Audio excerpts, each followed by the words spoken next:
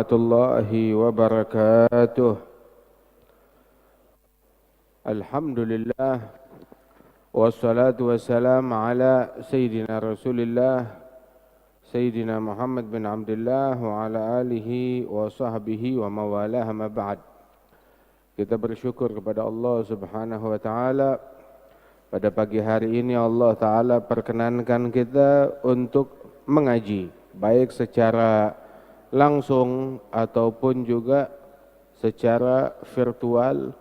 Mudah-mudahan Allah Ta'ala enggak mengurangi pahala kita dan dijadikan kita termasuk orang-orang yang menuntut ilmunya Nabi besar Muhammad sallallahu alaihi wasallam, yang diridhai oleh Allah dan malaikat pun dalam rangka mencari ridhanya Allah. Mereka menghamparkan sayapnya sebagai permadani untuk dipijak bagi orang-orang yang berjalan menuntut ilmunya Rasulullah sallallahu alaihi wasallam. Kajian pada pagi hari ini dalam kitab Nasaih Diniyah lil Imam Abdullah bin Alul Haddad. Ini kebetulan kita di akhir bulan Dzulqa'dah. Bulan Dzulqa'dah itu adalah tanggal 7 Dzulqa'dah, itu bertepatan wafatnya Al-Imam Sahib Ratib, penulis kitab Nasaih Diniyah ini, Al-Imam Abdullah bin Al-Haddad, yang meninggal pada 7 Dzulqa'dah 310 tahun yang lalu. Dan ini hari kebetulan kita di akhir bulan Dzulqa'dah, kita hadir bersama-sama mengkaji kitab beliau, kitab Nasaih Diniyah, yang merupakan ringkasan Ihya Ulumuddin lil Imam Al-Ghazali, kitab yang penuh berkah, yang di majlis para ulama setiap kali mereka membaca kitab itu dan hatam, mereka ulang kembali. Sebab ini merupakan tuntunan bagi setiap muslim. Dikatakan oleh Imam Al-Habsyi, abdat nasaihuhu uluman talama rada'at abidal ghayyi wal ifsadi huwa qudwatun lil muhtadin wa ka'batun lil qasidin wa mafkharun lil wadi garad bihi ainun nabiy Muhammadin fahuwa lahu min ahsanil awladi fajami'u man salaka tariqata ba'dahu mustasbihuna binurihil waggadi inni bi'abdillahi sahhat uslati wa syuyukhihi bisalasilil isnadi. Kitab Nasaih Diniyah ini yang di dalamnya mengandung bahasan yang menjawab, mengcounter dan juga membentengi pondasi Ahlus Sunnah wal Jamaah dan melindungi daripada serangan dari orang-orang yang tidak berilmu ataupun ahli bid'ah, memiliki kebencian dan ketidaksukaan terhadap ajaran dan agamanya Nabi besar Muhammad sallallahu alaihi wasallam. Ala kulli hal, di dalam bahasan kita pada pagi hari ini, beliau Al-Imam Al-Haddad berbicara tentang tulul umur, panjang umur. Siapa yang enggak kepengen panjang umur? Semua pengen panjang umur. Nabi bilang di dalam hadis, khairukum man tala umruh wa hasuna amaluh. Yang terbaik di antara kalian adalah orang yang umurnya panjang tapi amalannya bagus. Umur panjang, amalan bagus, itu baru bagus, itu baru benar. Itu baru adalah sebuah hal yang terbaik. Bukan sekedar doain saya panjang umur. Buat apa panjang umur?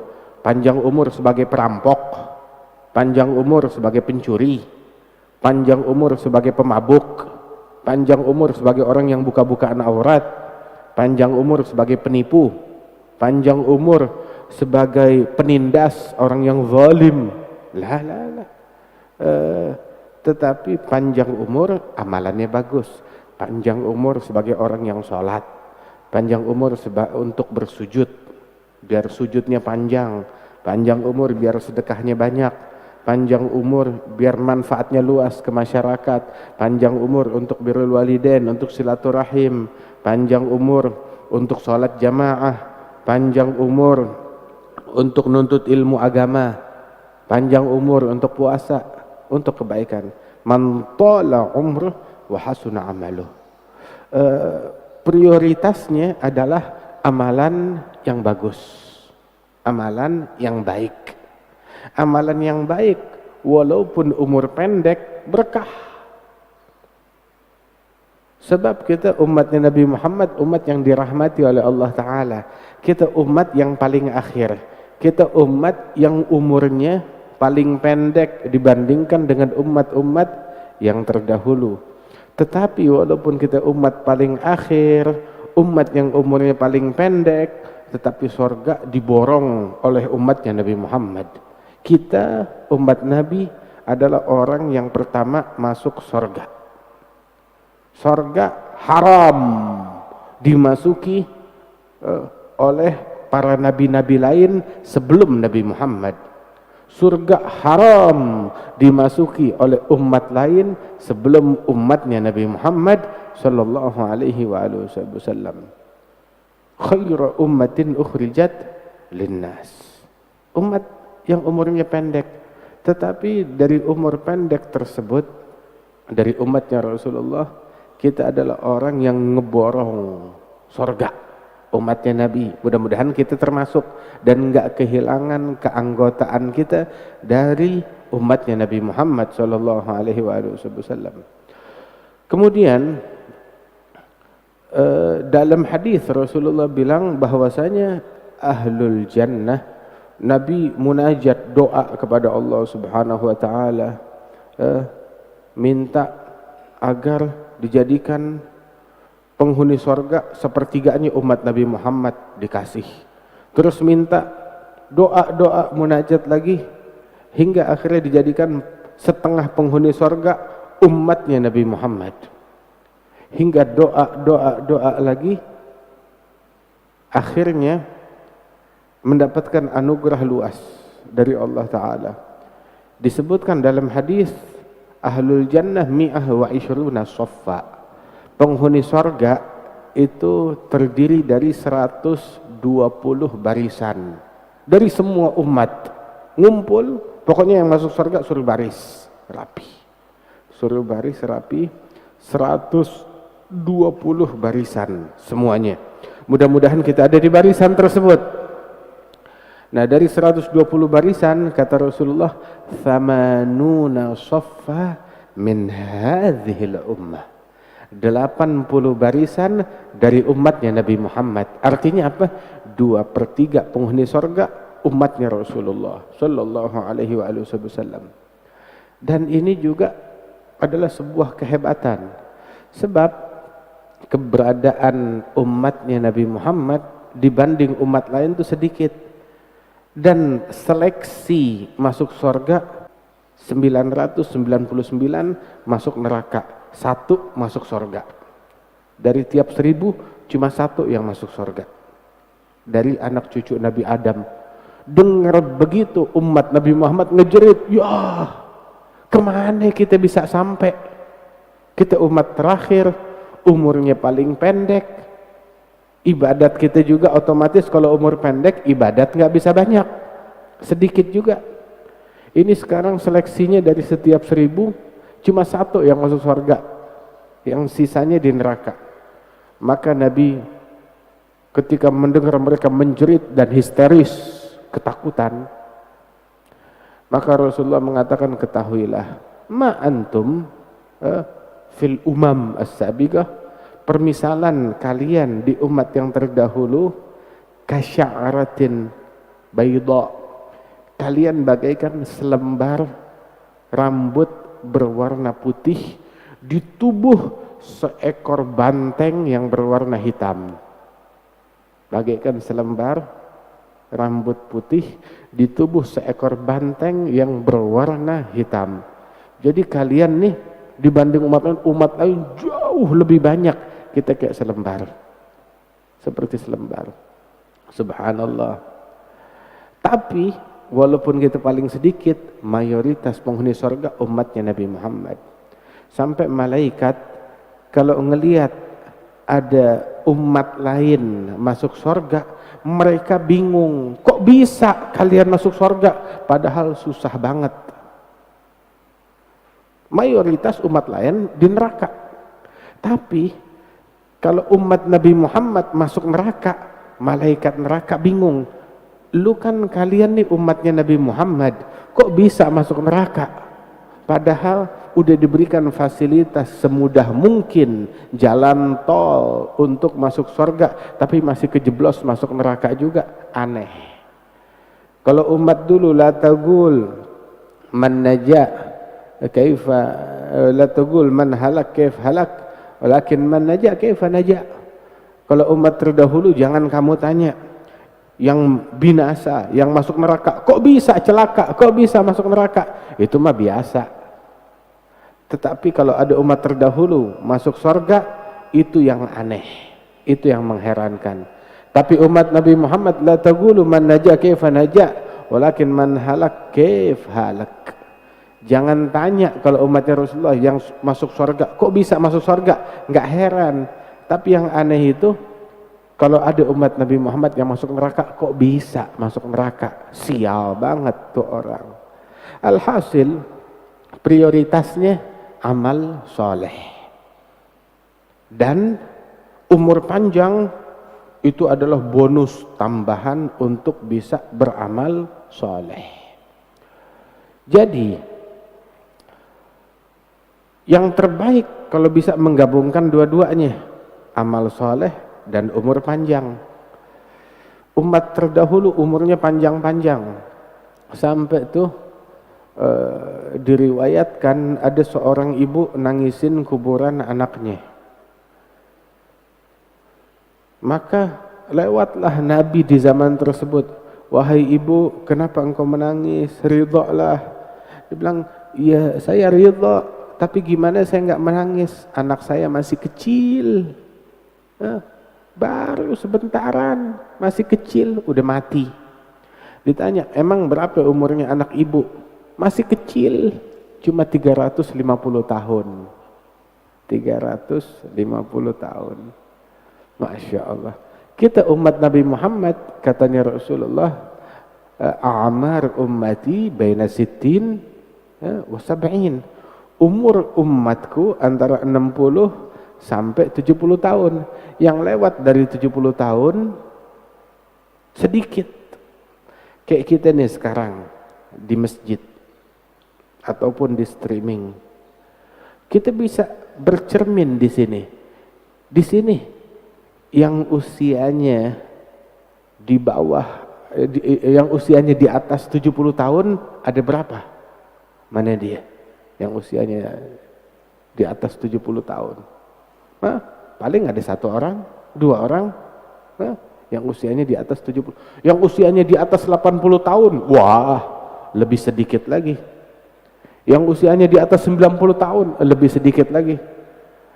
Rata-rata yang di sini usianya di atas 50 atau di bawah 50? Di bawah 50.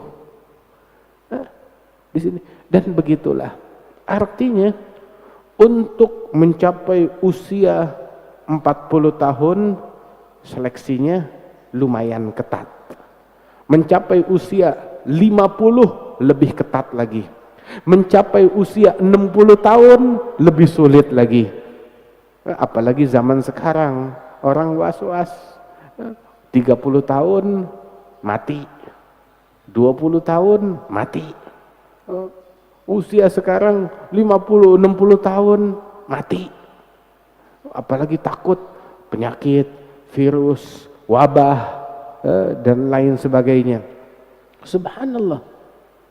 Dan memang seperti itu. Emang umur kita umur yang pendek. Jangan dihabisin umur kita yang udah singkat dan pendek ini, jangan dihabiskan untuk hal yang gak ada manfaatnya, untuk hal yang sia-sia, untuk hal yang tidak diperintahkan oleh Allah Ta'ala. Kita nggak diperintahkan untuk ngumpulin harta. Kita nggak diperintahkan untuk ngebangun dunia. Kita nggak diperintahkan untuk mencapai tahta. Kita nggak diperintahkan buat begitu. Tetapi kita diperintahkan, tahu apa? Wa ma umiru illa liya'budullaha mukhlishina lahuddina hunafa. Tidaklah mereka diperintahkan, tidak ada perintah dari Allah. Allah enggak memerintahkan kecuali yang Allah perintahkan untuk beribadat kepada Allah dengan ikhlas, dengan tulus, memurnikan agama ini. Condong kepada kebaikan, mendirikan salat. Masya Allah, itu yang diperintahkan oleh Allah Subhanahu wa ta'ala. Kita enggak diperintahkan untuk jadi pejabat, jadi menteri, jadi presiden, jadi gubernur, untuk berebut tahta, untuk berebut harta. Kita nggak diperintahkan buat begitu. Cari aja. Hakadha.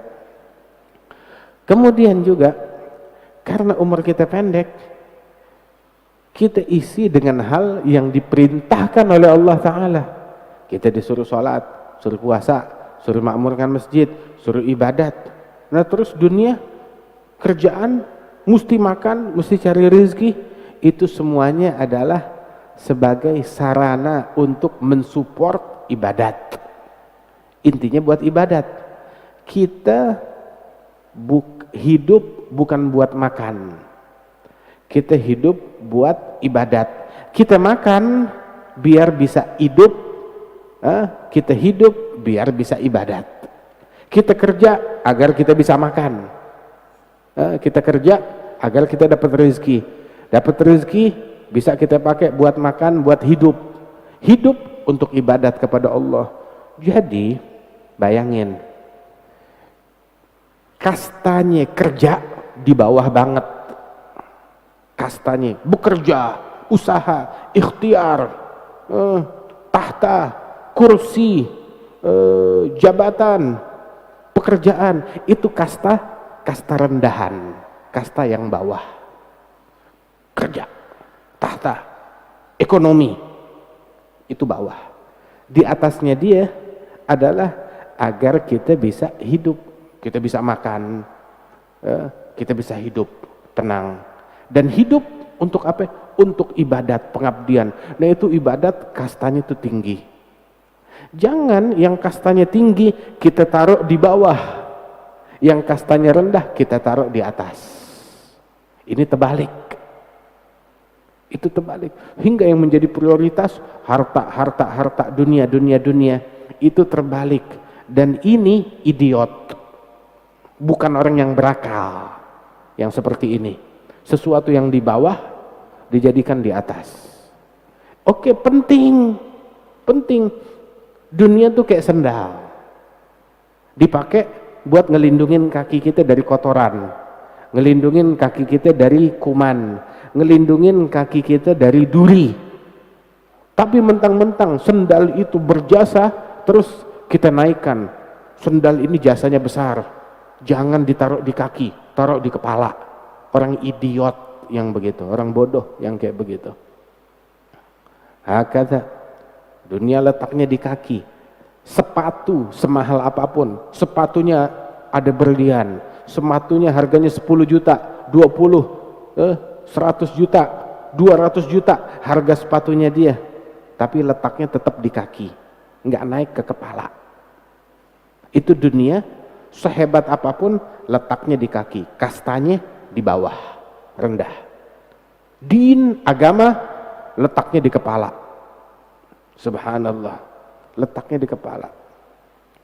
Wahakadha, sebaik-baiknya kalian yang umurnya panjang dan amalannya bagus, sehingga dia bisa lebih taat, lebih banyak mentaati Allah Subhanahu wa taala, bisa mengumpulkan pundi-pundi pahala lebih banyak, bisa mencapai derajat lebih tinggi.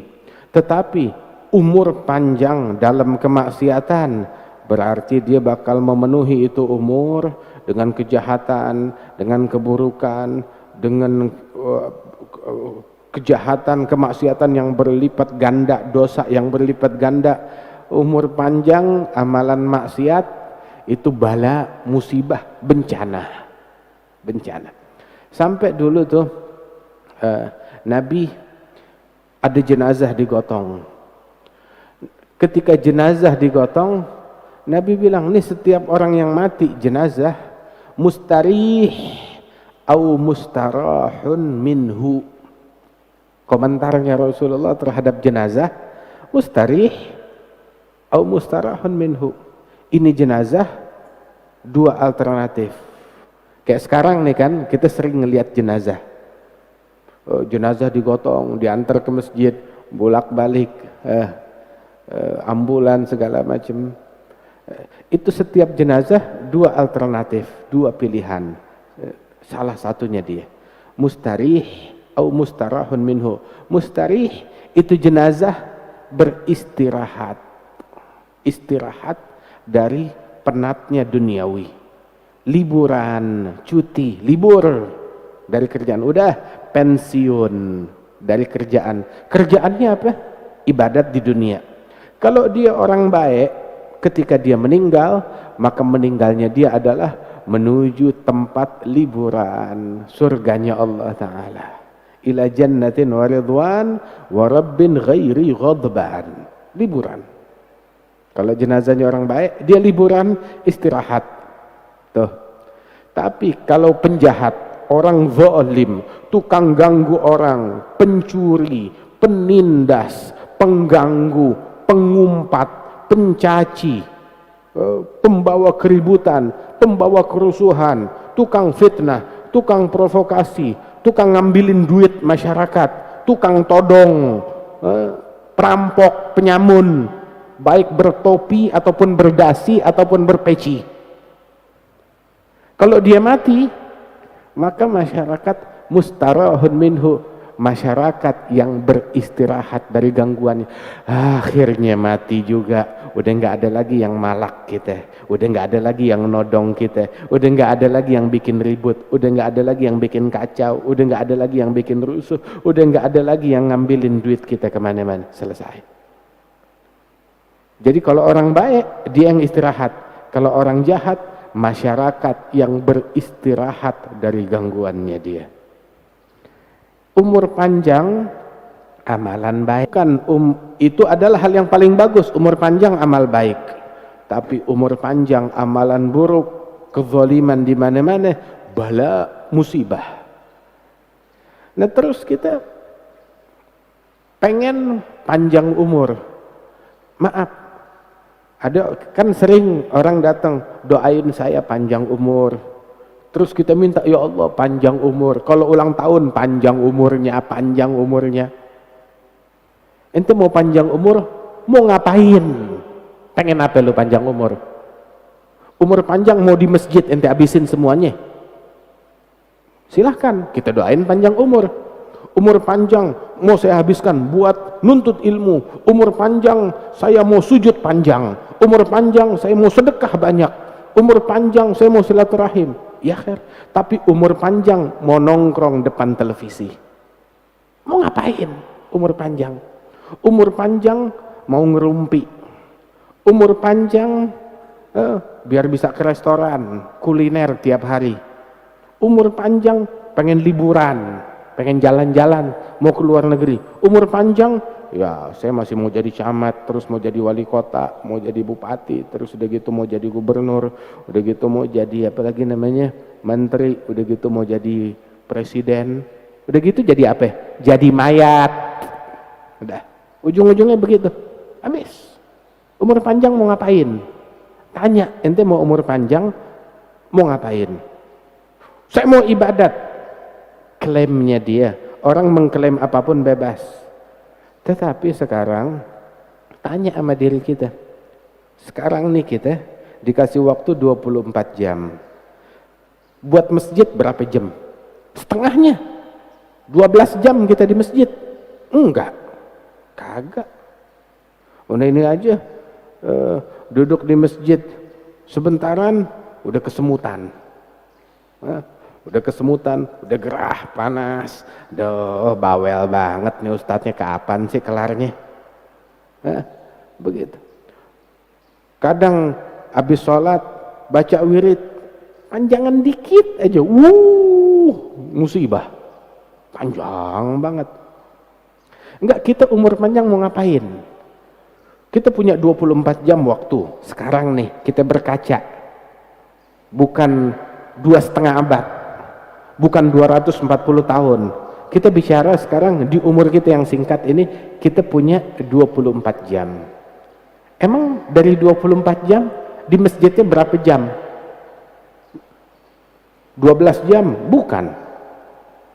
10 jam buat di masjid? Enggak. 5 jam kita habiskan di masjid setiap hari? Enggak. Sebentaran.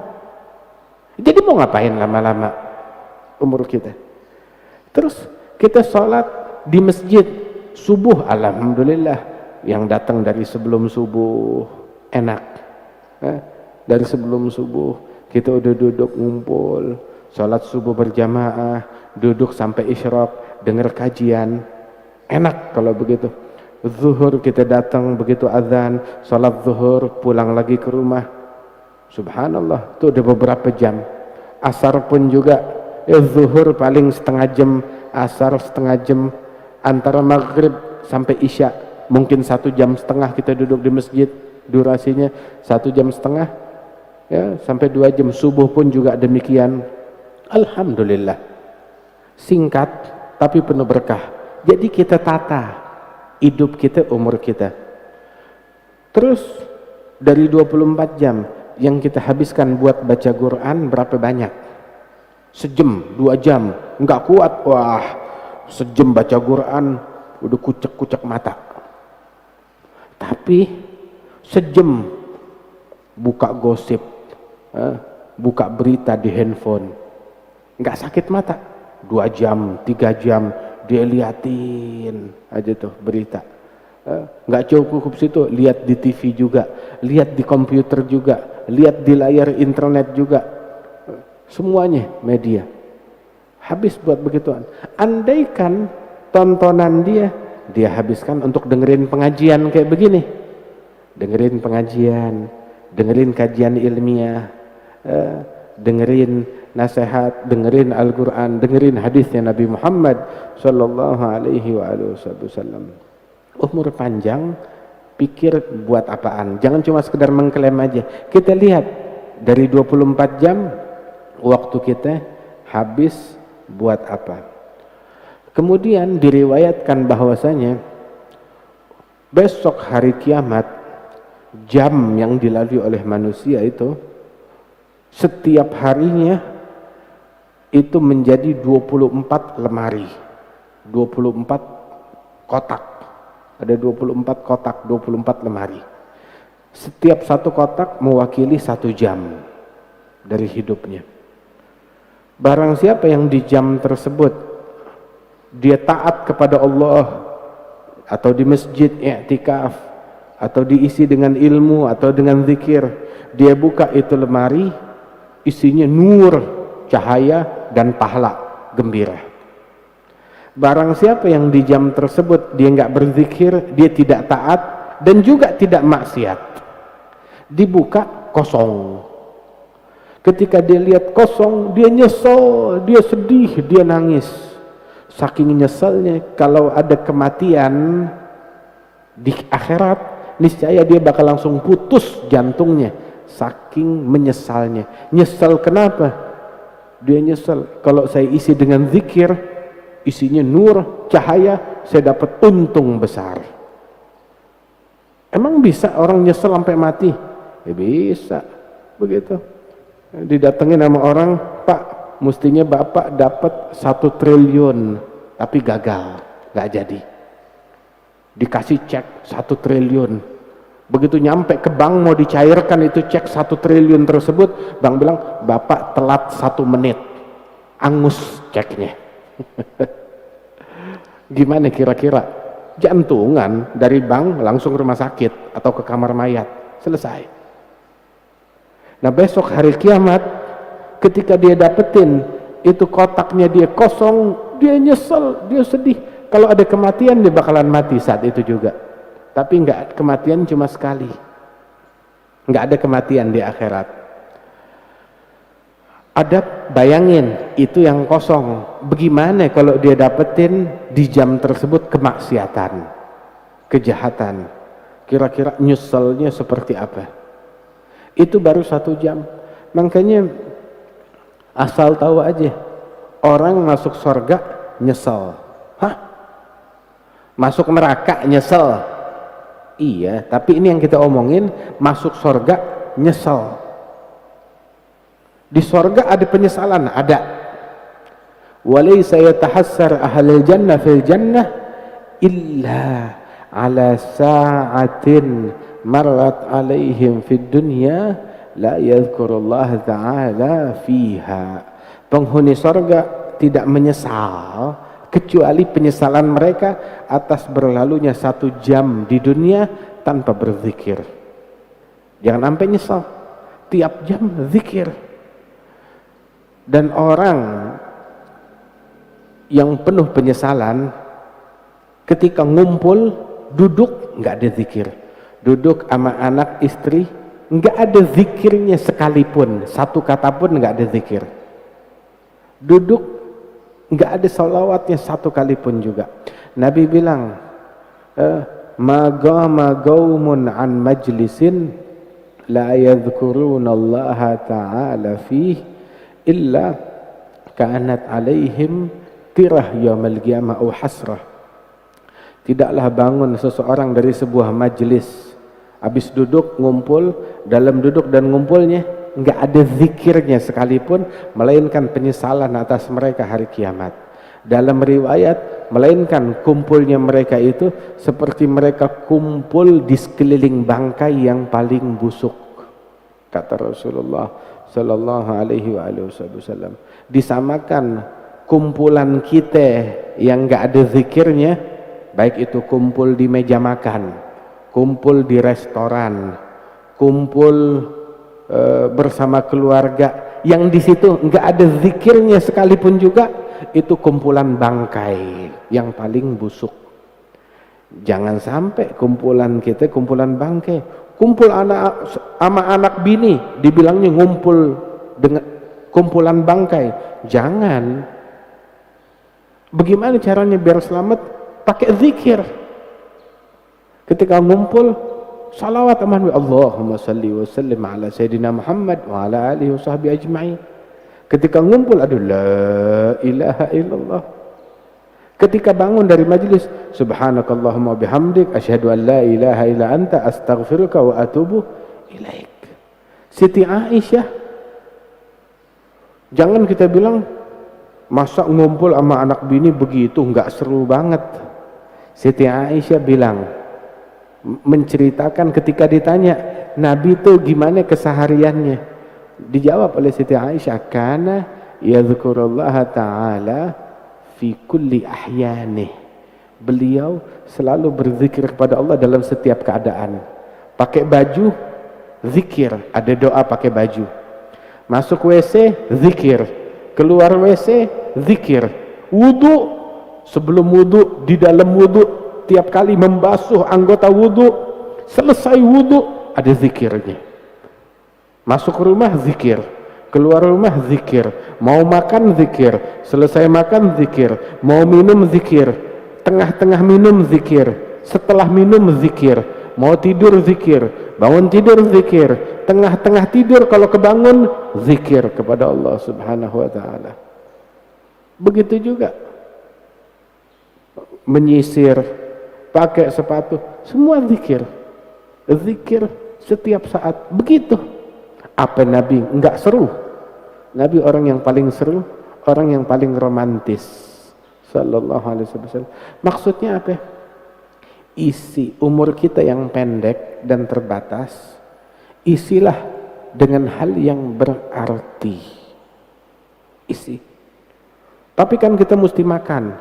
Ambil keuntungan dari makan kita. Makannya pakai sunnah. Kita mesti minum, ambil keuntungan dari minum kita, minumnya pakai sunnah. Mesti kerja, ambil keuntungan dari kerjaan kita. Pergi ke kantor, berjibaku dengan kemacetan, zikir.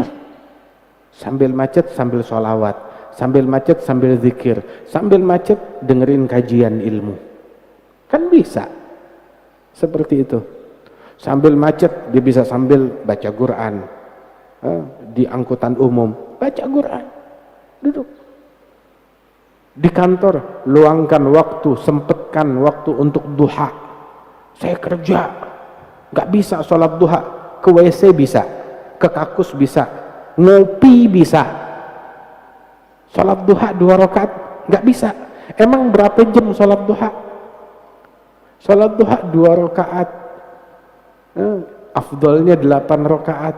Waktunya mulai dari 16 menit setelah terbit matahari sampai zuhur. Begitu masuk waktu zuhur, itu waktu duha habis. Antara itu waktu duha. Sempatkan waktu untuk witir. Kita umat Nabi Muhammad, kita untung besar kalau kita menghargai tips dari Rasulullah, biar umur kita yang pendek bisa mengalahkan umur umat terdahulu yang banyak. Contoh, ya, ini kita tutup dulu nih kitab. Di sini tanya jawab. Contoh, dulu Nabi cerita ada umat terdahulu jihad fisabilillah. Jihadnya dia mikul pedang selama 1000 bulan, 83 tahun, sekian bulan mikul pedang, 83 tahun. Sahabat Nabi dengar begitu, wah, kita mana bisa, umur 83 tahun jihadnya doang 83 tahun, sekali jihad 83 tahun, umurnya ribuan tahun. Kita mana bisa kayak begitu. Terus turun firman dari Allah Ta'ala, inna anzalnahu fi lailatul qadr wa ma adraka ma lailatul qadr, lailatul qadri khairun min alfi syahr. Satu malam lailatul qadr lebih baik buat kalian wahai umat Nabi Muhammad. Satu malam lailatul qadr lebih baik daripada 1000 bulannya dia. 1000 bulan dalam jihad, satu malam kalian bukan sama, lebih baik dari 1000 bulan satu malam. 83 tahun. Kalau kita punya kesempatan, dapat taufik, bisa mengalami 10 Lailatul Qadar, udah 830 tahun. Kita mengalami 13 kali atau 14 kali Lailatul Qadar, udah 1000 tahun. Itu umatnya Nabi Muhammad sallallahu alaihi wasallam. Dan itu susah Lailatul Qadar. Susah buat orang yang gak berjodoh, mudah bagi orang yang menjalankan sunnah dan dapat taufik dari Allah Ta'ala. Mudah. Tiap orang yang puasa, dia sholatul tarawih tiap malam, dia jaga diri daripada yang haram, kebagian Lailatul Qadar. Baik dia tahu ataupun gak tahu, dia sadari ataupun dia gak sadari, kebagian. Belum lagi ada sholat antara maghrib dan isya. Nabi bilang, man sholat sita rakaat bainal maghrib wal isya, yang sholat 6 rakaat antara maghrib dan isya, tanpa dalam 6 rakaat itu tidak dia selingi dengan omongan duniawi, itu 6 rakaat sama seperti ibadat 12 tahun.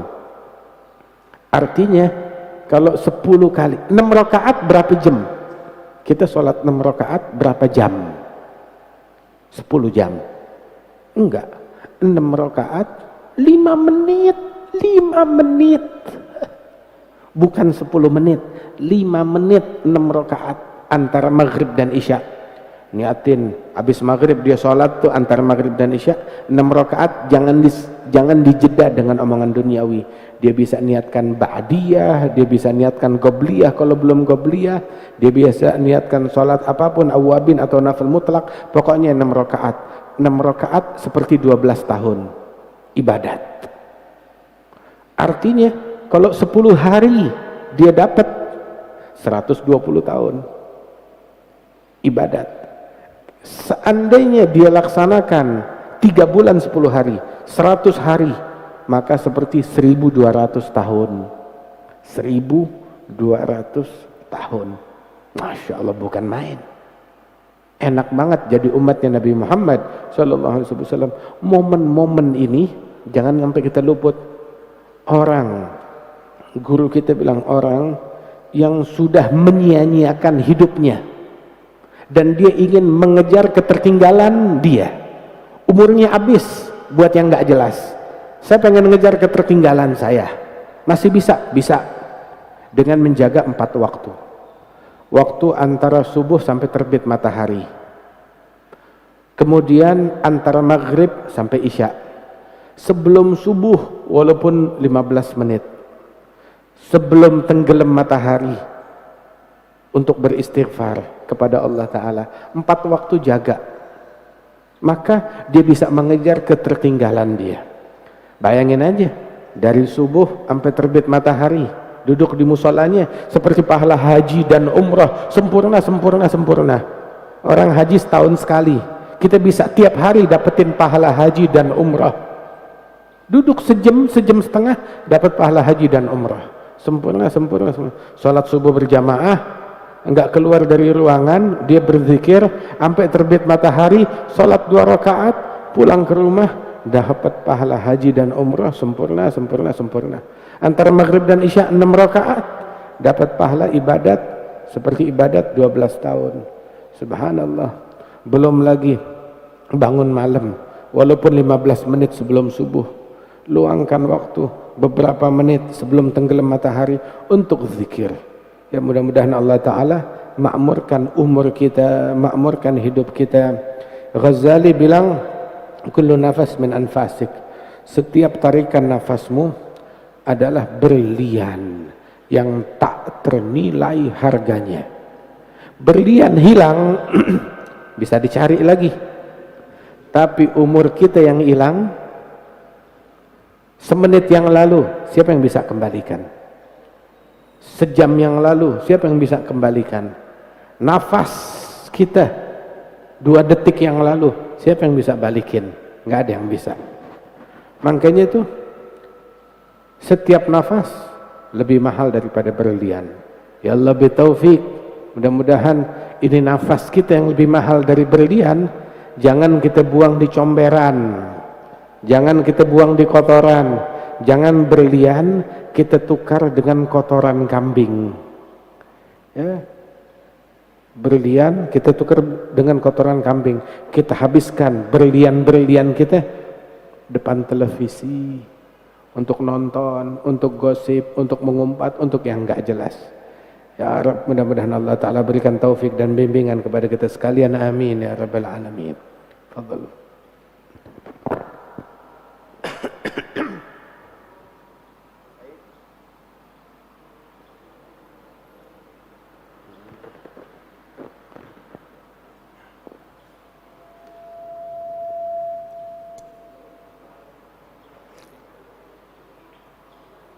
Hadirin, dilanjutkan dengan tanya jawab bersama Habib. Ada yang ingin bertanya?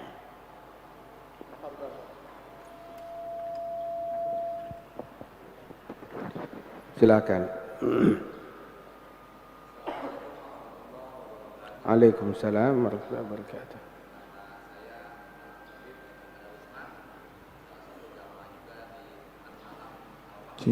Barakallahu fiik.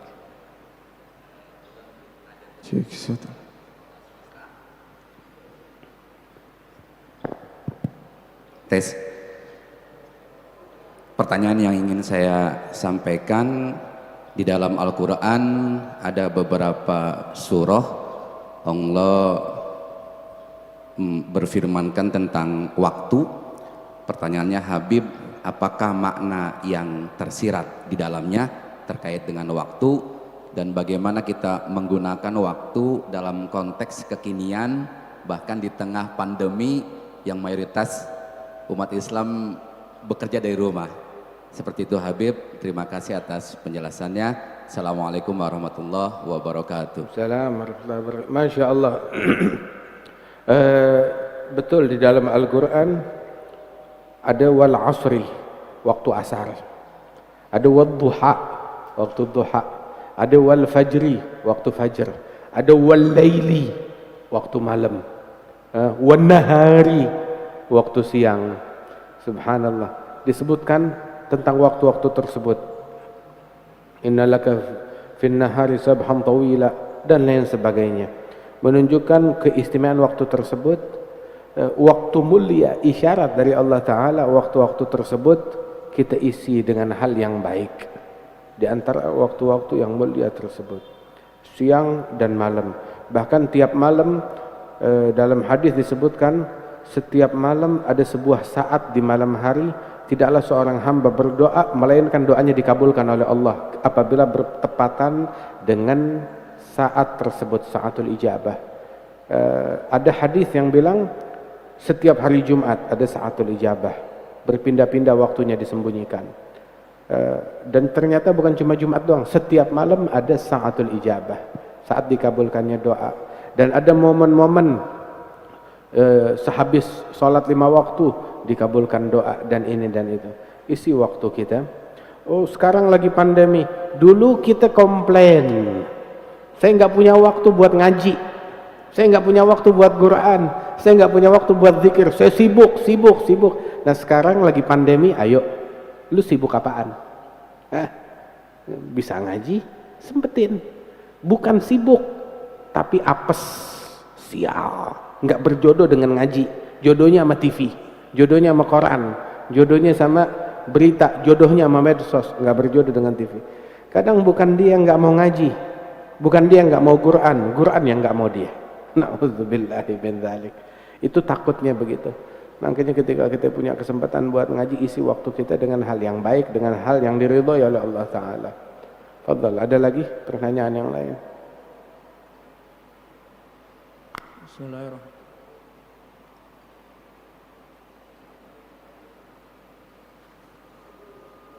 Bismillahirrahmanirrahim. Langsung saja Habib, pertanyaan saya. Yang sebagaimana kita ketahui bahwasanya sebaik-baik zikir adalah la ilaha illallah. Kemudian Sebaik-baik apa? Abdulul zikri la ilaha illallah. Sebaik-baik zikir adalah la ilaha illallah. Kemudian di sisi lain pahala zikir salawat juga luar biasa besar juga Habib. Pertanyaan saya, bagaimana kita mengatur kedua zikir ini dalam kehidupan kita begitu? Mana yang bagaimana kita mengaturnya Habib? Terima kasih. Masya Allah. Ini pertanyaan bagus. Zikir yang paling bagus la ilaha illallah, betul. Kemudian juga dalam hadis yang lain, dalam Sahih Bukhari, kalimatan khafifatan ala lisan, habibatan ila rahman, khafifatan ala lisan, thaqilatan fil mizan. Ada 2 kalimat paling disukai oleh Allah, ringan di lidah tapi berat di timbangan amal hari kiamat. Apa 2 kalimat tersebut? Subhanallah bihamdi, subhanallahil azim. Terus ada zikir yang lain, la haula wala quwata illa billahil aliyil azim, kanzun min kunuzil jannah, harta karun surga, zikir la haula wala quwata illa billah. Dan ada zikir-zikir yang lain yang disebutkan ada Rasulullah, alhamdulillah tamlaul mizan. Kalimat hamdalah memenuhi timbangan amal soleh besok di akhirat. Ada banyak zikir. Ada juga tilawatul Quran yang disebutkan amalan yang paling disukai oleh Allah dilakukan oleh hambanya. Nggak ada amalan yang lebih disukai melebihi membaca kalamullah. Nabi Ibrahim juga berpesan untuk kita membaca al-baqiyatus shalihat dalam Al-Quran, wal baqiyatus shalihat khairun inda rabbika thawaban wa khairun amala. Dan banyak hadis yang lain, la an aqula subhanallah alhamdulillah wa la ilaha illallah allahu akbar hab ilayya mimma tala'at alaihi syams. Zikir ada banyak. Terus silahkan, kita doyannya mape, enggak dikasih satu menu doang, ada banyak menu. Sampai dibilang oleh ulama dalam hikam tuh, lamma alimal haggu minka wujudal malal lawana laka ta'at. Allah sayang sama kita, tahu kita nih orangnya bosanan, mudah bosan, mudah jenuh. Karena Allah sayang dan tahu kita mudah bosan, mudah jenuh, dibikin ketaatan beragam. ada banyak menu. Ada menu la ilaha illallah, ada menu alhamdulillah, ada menu subhanallah, ada menu Allahu akbar, ada menu la haula wala quwata illa billah, ada menu subhanallah bihamdi subhanallahil azim, ada menu hasbunallah wa ni'mal wakil, ucapannya Nabi Ibrahim dan ucapan para nabi-nabi terdahulu. Ada menu la ilaha illa anta subhanaka inni kuntu minadh zalimin. Ada menu bersolawat kepada Nabi Muhammad. Ada menu bacaan Al-Quran. Ada menu sholat. Ada menu dalam sholat pun juga bukan satu bacaan, ada banyak bacaan. Ini semuanya tinggal cari kemana yang hati kita berpadu dengannya. Kita doyannya apa? Doyannya apa? Masing-masing punya keistimewaan. La ilaha illallah punya keistimewaan, hamdalah punya keistimewaan, subhanallah punya keistimewaan, la haula wala quwwata illa billah punya keistimewaan.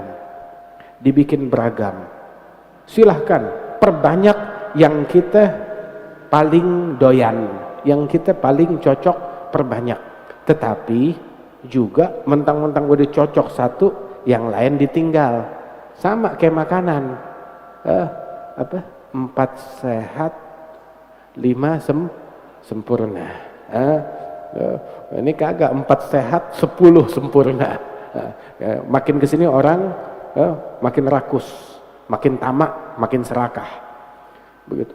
Serakah kita jangan habis buat dunia doang, buat akhirat. Semuanya kita lahap, semuanya kita sikat dari zikir-zikir tersebut. Ketaatan beragam. Oh, saya bosan ketaatan zikir mulu. Puasa. Ada ketaatan nuntut ilmu, ketaatan i'tikaf di masjid, ketaatan sedekah, ketaatan haji, ketaatan umrah, ketaatan nasehatin orang, ketaatan menghibur, menyenangkan orang lain. Ada banyak ragam ketaatan tersebut. Ambil dari semua ketaatan mana yang sesuai, yang cocok dengan kita, tanpa kita meninggalkan kewajiban kita kepada Allah Ta'ala. Jadi alhamdulillah, pinter-pinter aja kita menyeimbangkan. Dan cara yang paling baik untuk mengambil keseimbangan tersebut adalah cari guru, ikutin guru. Cari guru, masyayikh yang ngajarin kita. Kalau pagi baca ini, siang baca ini, sore baca ini. Mereka nyampaikan itu bukan ngarang, bukan inovasi, tapi ada sumber dari kitab, dari sunnahnya Rasulullah Sallallahu Alaihi Wasallam. Kita mau ngebuka semua buku sunnah kesulitan, udah disajikan nih, lu baca, siap. Baca Wirdul Latif pagi dan sore, semuanya dari sunnah Nabi Muhammad lil Imam Al-Haddad. Baca Ratib, semuanya dari kitab dan sunnah. Antara maghrib dan isya ada agendanya, disusun agenda mana yang sesuai, mana yang bagus. Paling enak kalau kita ngikut, bukan ngarang sendiri, ya, sebab kita bukan chef, ya, kita bukan pengarang, kita bukan ulama. Tanya kepada yang ngerti bagaimana caranya agar makin berarti hidup kita, dan kita bisa mengelola umur kita dan waktu kita dengan baik. Ada lagi terakhir, satu lagi dari YouTube. Ada pertanyaan terakhir dari YouTube, Habib.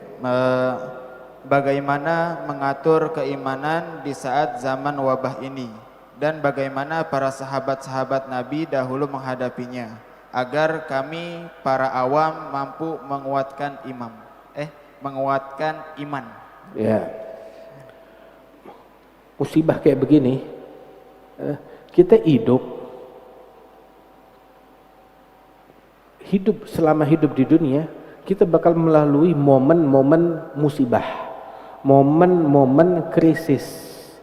Dan yang kena krisis dan musibah di kalangan umat manusia bukan kita doang. Jangan kepedean, ini nih musibah cuma kita doang yang begini. Enggak, bukan kita doang. Zaman Nabi ada dengan musibahnya sendiri. Zaman nabi-nabi terdahulu dengan musibahnya sendiri. Sebelum kita, Nabi Musa, bagaimana dulu penyembelihan terhadap bayi, penindasan penjajahan terhadap Bani Israel, ditenggelamkan Fir'aun dan kaumnya, berapa puluh tahun tuh berlalu. Zamannya Nabi Ibrahim, musibah Namrud terhadap beliau. Zamannya Nabi Isa, zamannya Nabi Nuh, hingga berakhir ditenggelamkan seluruh bumi. Yang selamat cuma Nabi Nuh dan kaumnya. Wa ma amana ma'ahu illa qalil. Dan zamannya Nabi Muhammad, apa Nabi enggak dapat musibah? Siapa yang dilemparin batu? Nabi Muhammad dilemparin batu. Nabi dicekik dari belakang. Nabi diembargo, ditindas, diembargo, dikucilkan, diasingkan di Syi'ab Bani Hashim. Kemudian juga ancaman pembunuhan hingga Rasulullah hijrah keluar dalam kejaran untuk dibunuh. Udah hijrah pun enggak hidup tenang. Selalu ada ancaman penyerbuan. Berapa jihad yang dilakoni oleh Rasulullah SAW, gempuran dari musyrikin, gempuran pengkhianatan dari masyarakat Yahudi, gempuran dari orang-orang Romawi. Peperangan terjadi, musibah demi musibah, bencana demi bencana. Maaf, Nabi punya anak, anaknya Rasulullah tuh ada 4 perempuan, 3 laki-laki. Semuanya meninggal di hidupnya Rasulullah, kecuali Siti Fatimah. Siti Fatimah wafat 6 bulan setelah wafatnya Nabi Muhammad. Bayangin, punya anak 7, 6 Nabi yang nguburin sendiri. 6 Nabi yang nguburin sendiri anaknya beliau.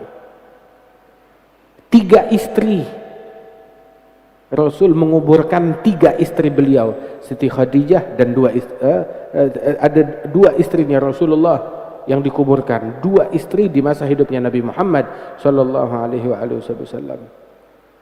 Kemudian juga anak lakinya Nabi, semuanya meninggal masih kecil.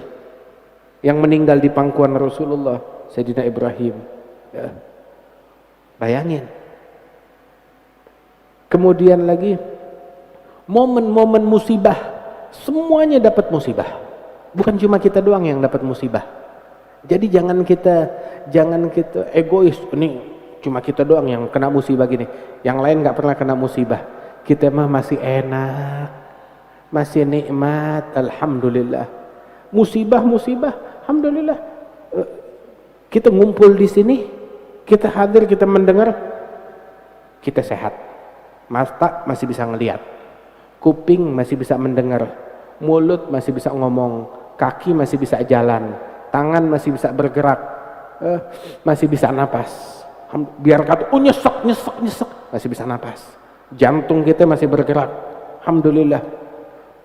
Lambung kita masih berfungsi, sistem pembuangan kita masih berjalan, alhamdulillah.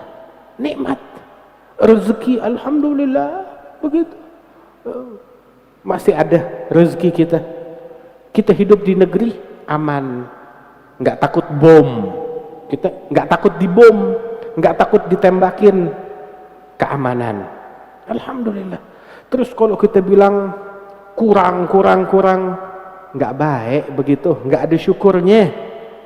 Syukurin yang ada, nikmatin hidup, syukurin yang ada, alhamdulillah. Terus dalam momen-momen musibah, apa Nabi ninggalin sholat? Enggak, tetap ngerjain sholat berjamaah lagi. Ada namanya sholatul khauf, sholat khauf, sholat takut. Disyariatkan waktu perang, musuh ada di hadapan, disuruh sholat. Diatur kalau musuhnya di arah kiblat, bagaimana? Shaf pertama sujud, yang belakang jaga, ya. Begitu shaf yang pertama bangkit, yang belakang nyusul, begitu. Kalau musuh di luar, di selain arah kiblat, yang ini sholat dulu 1 rakaat atau 2 rakaat, begitu.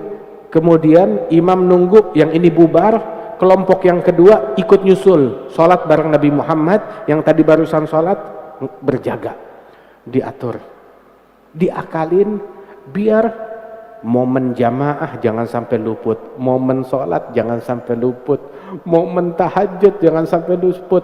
Nabi lagi jihad, lagi perang di medan perang, tahajud di malam Badar, ya hayyu ya qayyum, ya hayyu ya qayyum, ya hayyu ya qayyum, sampai sorbani jatuh sallallahu alaihi wa alihi wasallam.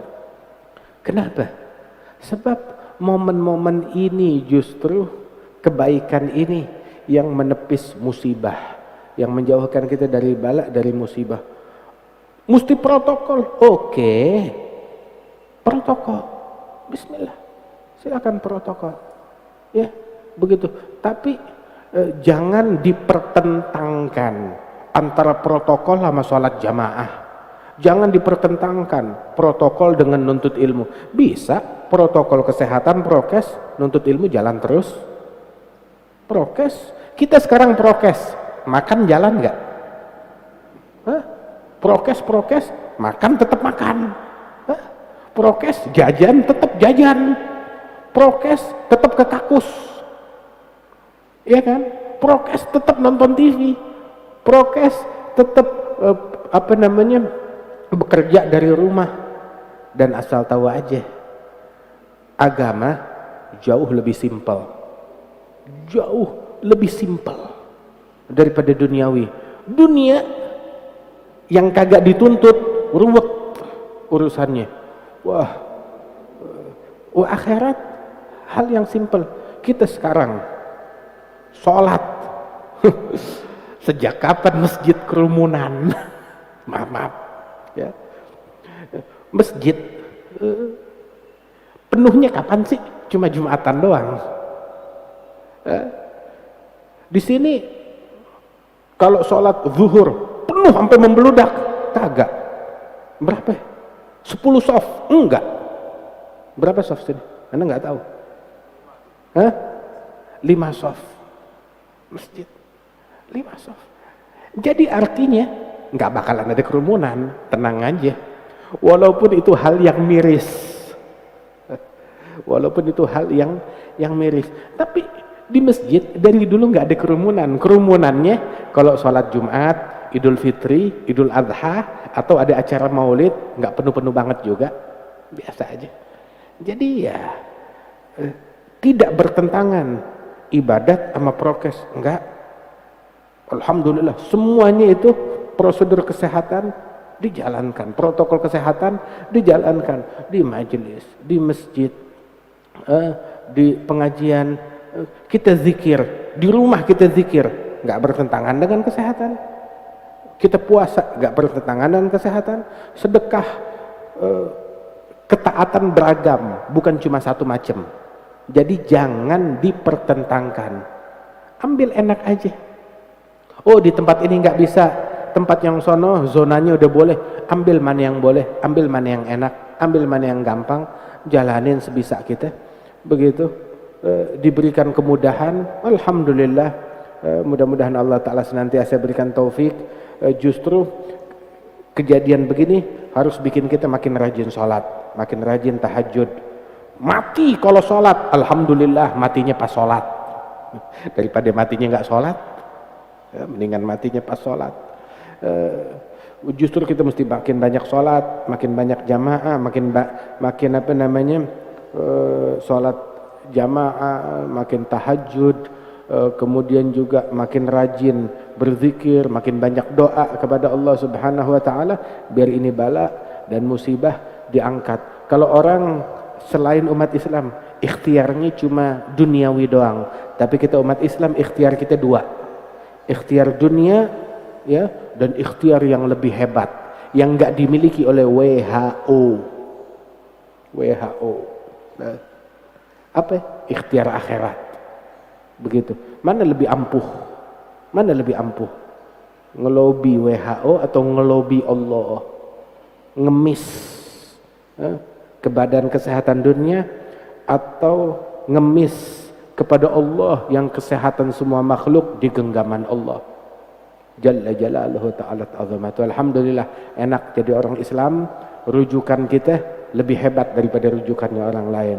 Mudah-mudahan Allah Ta'ala angkat ini bala musibah dari negeri kita, dibantu semuanya, negeri kita dibantu, pemerintahan kita dibantu, pemimpin kita dibantu, pejabat-pejabat kita dibantu, dokter-dokter kita dibantu, kemudian juga tenaga medis kita dibantu, dibimbing, orang-orang yang bertugas menjaga kesehatan di tengah masyarakat kita insya Allah dibantu, dibimbing, dapat taufik, dijaga oleh Allah, mereka dilindungi dari penyakit, keluarga mereka dilindungi dari penyakit. Kesian, udah jagain kita, udah gitu sakit, keluarganya kesian.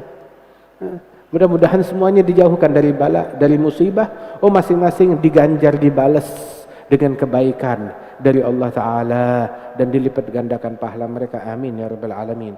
Ala hadhihi niyyah wa ala kulli niyatin salihah.